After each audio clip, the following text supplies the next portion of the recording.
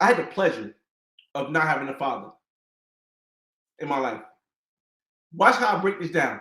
I had the pleasure of not having a father in my life. What? That's what most people would say. Let me tell you why it's a pleasure to not have a father in your life.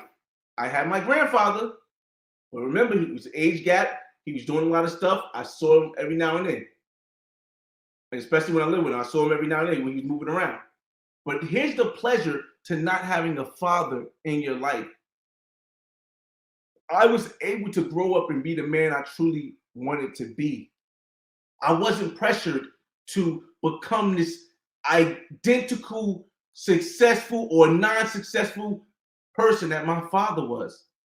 I wasn't raised to have to listen to his ideologies, his way of living. So I was able to develop my own.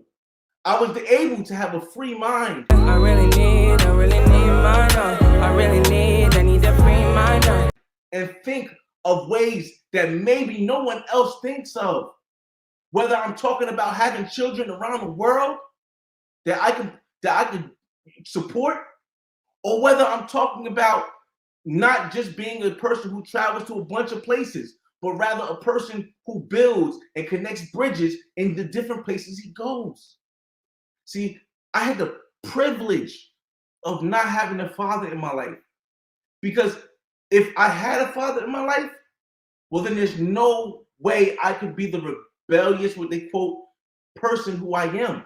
And that may have been the reason why there's no way I wouldn't have hit the financial status I did. Or there'd be no way that a kid from North New Jersey could have a crib on the water in the residential section in Miami Beach next to millionaires, multimillionaires, and down the street from billionaires in Bentley Bay.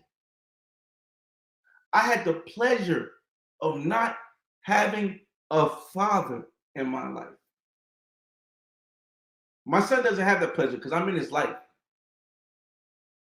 But I'm aware of not pushing my thoughts, opinions, beliefs, religion, whatever on him the way that fathers have done it decade over decade for their kids.